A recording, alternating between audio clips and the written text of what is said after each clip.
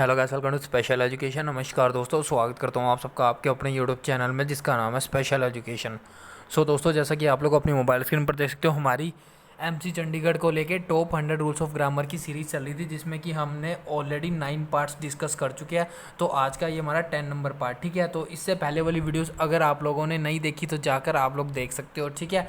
And इसके अलावा हमारी कंप्यूटर की सीरीज़ भी चल रही है, उसके भी अप्रोक्सीमेट 10 पार्ट कंप्लीट हो चुके हैं, तो वो जाकर भी देख लेना। और इसके अलावा क्लर्क एंड फायरमैन के अगर आप लोग एग्जामिनेशन पैटर्न पर मॉक टेस्ट डाउनलोड करना चाहते हो तो आप लोग डाउनलोड कर सकते हो। डिस्क्रिप्शन बॉक्स में लिंक दिया हुआ है। 10 क्लर्क के टेस्ट है, 5 आपके फायरमैन के, ठीक है। एक बार आप लोग बस डिस्क्रिप्शन बॉक्स जरूर चेक कर लेना। प्रीवियस जितनी वीडियोज़ है उसमें डिस्क्रिप्शन बॉक्स में प्लेलिस्ट का लिंक मिल जाएगा और मॉक टेस्ट मिल जाएंगे, प्रीवियस वीडियोज़ मिल जाएगी, मतलब काम की सारी चीज़ें आप लोग को मिल जाएगी, चाहे वो रीजनिंग से रिलेटेड हो, जीके से रिलेटेड हो, ठीक है, चाहे वो आपके कंप्यूटर या इंग्लिश से रिलेटेड हो। तो चलिए स्टार्ट करते हैं हमारे आज का पार्ट नंबर 10।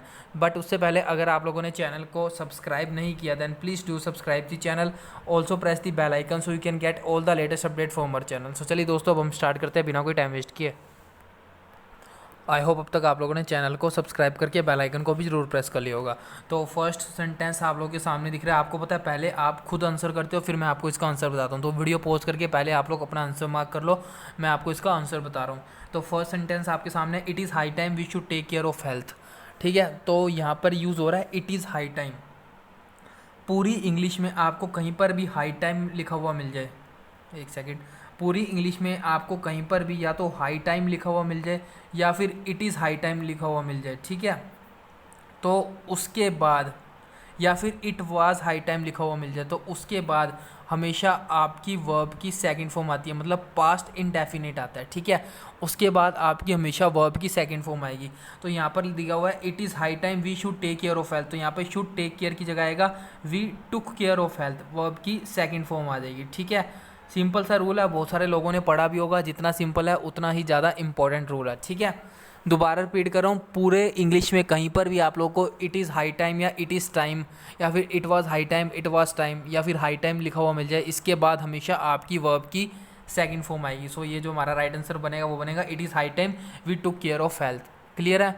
अगले सेंटेंस की तरफ मूव करते हैं। अगला सेंटेंस आप लोग के सामने है, it is winter now it's winter now it is high time I buy some new woollen clothes, ठीक है। तो इसका आप लोग आंसर मार्क कर लो। अभी मैंने आपको रूल बताया, जस्ट रूल को कॉपी पेस्ट करना है। तो यहाँ पे आएगा हाई टाइम लिखा हुआ तो I buy some new woollen cloth नहीं आएगा, बाई की जगह आ जाएगा बोट। क्यों आएगा बोट? क्योंकि वर्ब की सेकंड फॉर्म आएगी। वर्ब की सेकंड फॉर्म क्यों आएगी? क्योंकि यहाँ पे इट इज़ हाई टाइम लिखा हुआ है, ठीक है। क्लियर है। एक आपको मैंने रूल बता दिया, दूसरा आपको प्रैक्टिस के लिए सेंटेंस दे दिया। अब मूव करते हैं थर्ड नंबर सेंटेंस की तरफ। थर्ड सेंटेंस आपके सामने है, she never went to Goa before, वो इससे पहले गोवा नहीं गई, ठीक है। इसमें आप लोग को अपना एरर मार्क करना है। आप लोग वीडियो पॉज करके अपना आंसर मार्क कर लो, मैं आपको इसका राइट आंसर बता रहा हूँ। तो मैं आपको कुछ वर्ड्स बता रहा हूँ, लाइक नेवर हो गया, ठीक है। इसके अलावा हो गया सो फार, ये सो फार तो बहुत ही ज़्यादा आता है, नेवर, सो फार, रिसेंटली, सो फार और रिसेंटली, ये वर्ड जितने भी बता रहा हूँ ये आपके सारे बार बार पूछे जाते हैं। तो इन वर्ड्स के बाद दोबारा रिपीट कर रहा हूँ, never, so far and recently, इन तीनों वर्ड्स के बाद हमेशा प्रेजेंट परफेक्ट आता है। प्रेजेंट परफेक्ट मतलब हैज़ या फिर हैव, इसके साथ वर्ब की थर्ड फॉर्म, ठीक है। दोबारा रिपीट कर रहा हूँ, नेवर, सो फार या रिसेंटली, ये तीनों वर्ड आपको कहीं भी मिल जाए पूरी इंग्लिश में, तो उस सेंटेंस में अगर आपकी जो वर्ब की कोई भी फॉर्म लगी हो उस सेंटेंस में आपको प्रेजेंट परफेक्ट करना है। प्रेजेंट परफेक्ट का मतलब हैज़ अ वर्ब की थर्ड फॉर्म आएगा, ठीक है। तो अब हम हमारा सेंटेंस देख लेते हैं। यहाँ पे लिखा हो she never went to Goa before, तो यहाँ पे नेवर आ गया, तो यहाँ पे वेंट नहीं आएगा, यहाँ पे आएगा हैज़ गोन। तो इसका जो राइट आंसर बनेगा, she never has gone to Goa before. Clear है। हैज़ गोन क्यों आया? क्योंकि यहाँ पे नेवर लगा हुआ है और नेवर लगा हुआ है तो हमेशा प्रेजेंट परफेक्ट आएगा। तो ये रूल समझ आ गया। तो अगला क्वेश्चन आप लोग करके बताओ। नेक्स्ट क्वेश्चन आपके सामने है, only a few invitees attended the party so far, मतलब कुछ ही इन्वाइटीज ने पार्टी को अटेंड किया।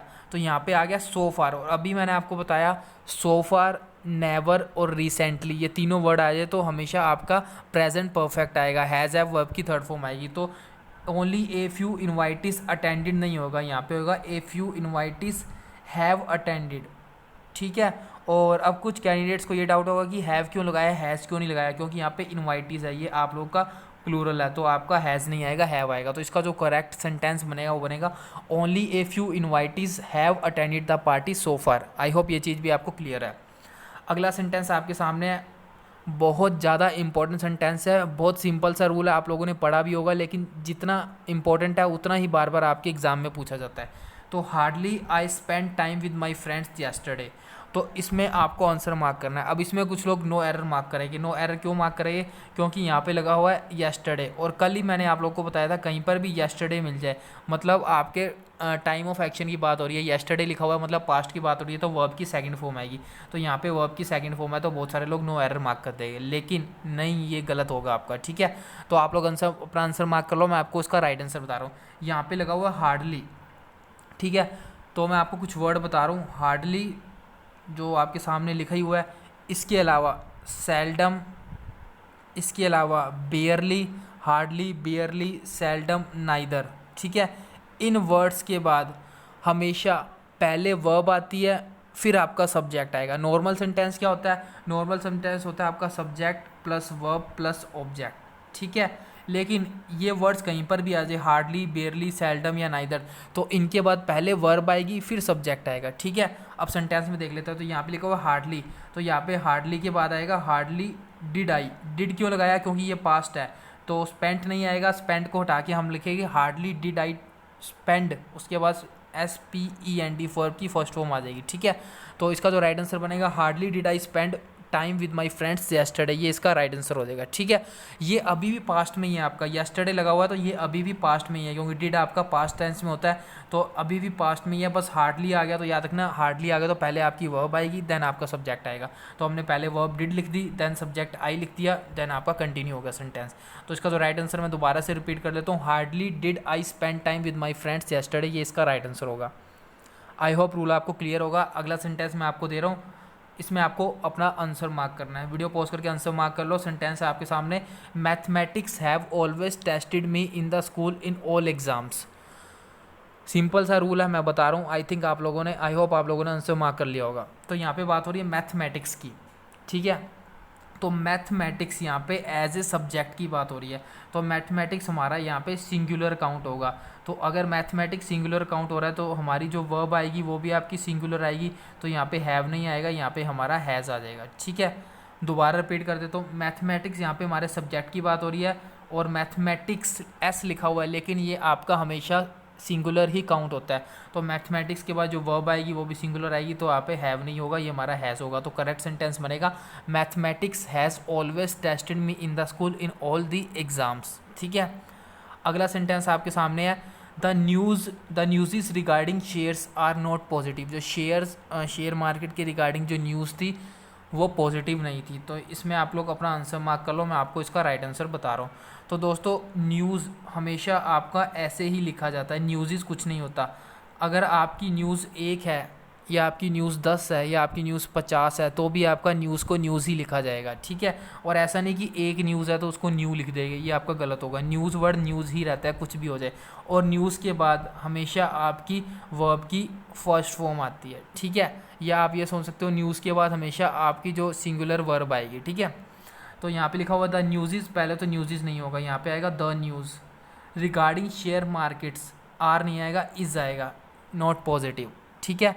पूरा करेक्ट सेंटेंस मैं आपको पढ़ के बता रहा हूँ, the news regarding share market is not positive. अब आप कहोगे न्यूज़ 3-4 हो सकती है इसलिए आर आया, इज़ ही आएगा न्यूज़ के साथ, आप लोग मार्क कर लो, ठीक है, सिंगुलर ही आएगा। अगला क्वेश्चन आपके सामने है, neither the pilot nor the passengers was ready to adjust. Actually ये मैं आपको बता चुका हूँ रूल, ठीक है। वीडियो पॉज करके फटाफट आंसर मार्क करो, मैं आपको इसका राइट आंसर बता रहा हूँ। तो neither the pilot nor the passenger was ready to adjust, तो नाइदर और नोर की बात हो रही है यहाँ पे। तो मैंने आपको अभी बताया 3-4 बार, either or, neither nor, not only but also. दोबारा रिपीट कर रहा हूँ, लिख नहीं रहा, either or, neither nor, not only but also. इन सब के बाद जो आपकी वर्ब आती है वो आपके सेकंड सब्जेक्ट के अकॉर्डिंग आती है। क्लियर है? दोबारा रिपीट कर देता हूँ, either or, neither nor, not only but also, इनके बाद जो आपकी वर्ब आएगी वो आपकी सेकंड सब्जेक्ट के अकॉर्डिंग आएगी।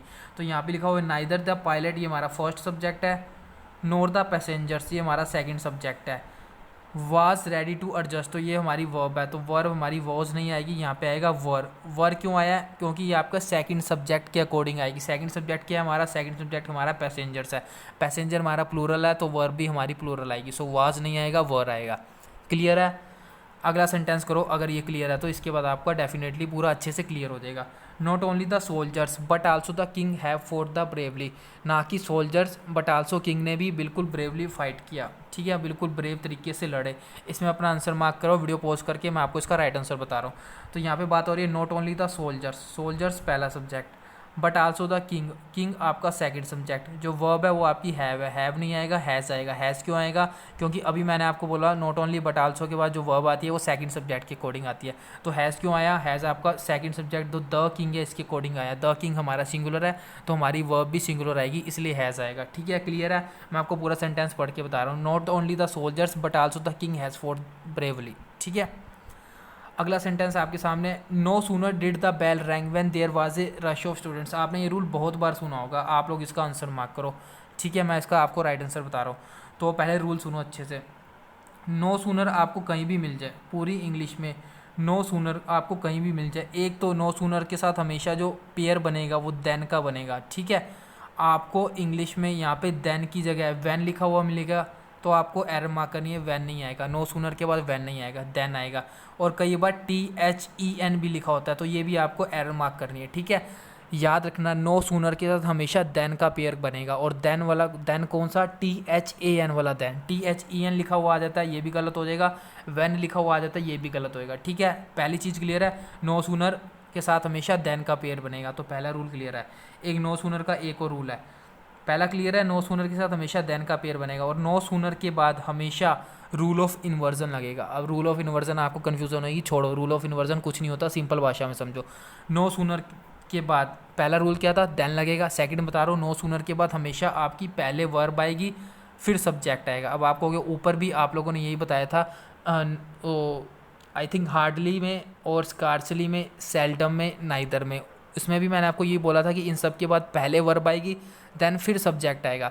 तो सेम आपका ऐसा है, नो सूनर में भी पहले आपकी वर्ब आएगी, देन आपका सब्जेक्ट आएगा। ठीक है, दो रूल क्लियर है नो सूनर के साथ, एक तो देन लगेगा, एक आपकी पहले वर्ब आएगी फिर सब्जेक्ट आएगा। तो अब सेंटेंस पढ़ लेते हैं। तो यहाँ पर लिखा हुआ no sooner did the bell ring, तो पहले वर्ब है, देन सब्जेक्ट है द बेल, तो ये क्लियर है, डिड बिल्कुल सही है। आगे लिखा हुआ वैन, वैन नहीं आएगा, यहाँ पे लगेगा देन। अभी बताया मैंने नो सूनर के साथ हमेशा आपका देन का पेयर बनता है। आई होप ये सेंटेंस आपका क्लियर होगा। सो ये क्लियर है, तो इसका आप लोग आंसर मार्क करो। ठीक है, तो वीडियो पॉज करके आंसर मार्क कर लो, मैं आपको इसका राइट आंसर बता रहा हूँ। तो यहाँ पे बात हो रही है नो सूनर आई रीच, तो ये गलत है, क्योंकि मैंने अभी बोला नो सूनर के बाद पहले आप लोग की वर्ब आएगी, तो no sooner did I reach आएगा। ठीक है, यहाँ तक क्लियर हो गया। No sooner did I reach home then, तो यहाँ पे THEN वाला नहीं आएगा, THAN वाला देन आ जाएगा। तो अब ये वाला सेंटेंस हमारा अच्छे तरीके से, पूरी तरीके से करेक्ट सेंटेंस बन गया। तो पूरा सेंटेंस मैं आपको पढ़ के बता रहा हूँ। No sooner did I reach home then there was a party. Clear है? तो ये थे आपके आज के 11 सेंटेंसेस। वीडियो अच्छी लगे तो लाइक करना, और पूरे वीडियो में मैंने आपको कहीं नहीं बोला लाइक करो सब्सक्राइब करो, तो बिल्कुल फर्स्ट और लास्ट में बोलता हूँ, तो लाइक और सब्सक्राइब करके जाना। एंड एक बार डिस्क्रिप्शन बॉक्स चेक कर लेना, आपको सारी previous videos, playlist, mock test सब कुछ मिल जाएगा, एक बार चेक कर लेना डिस्क्रिप्शन बॉक्स। सो धन्यवाद दोस्तों, आज के लिए बस इतना ही।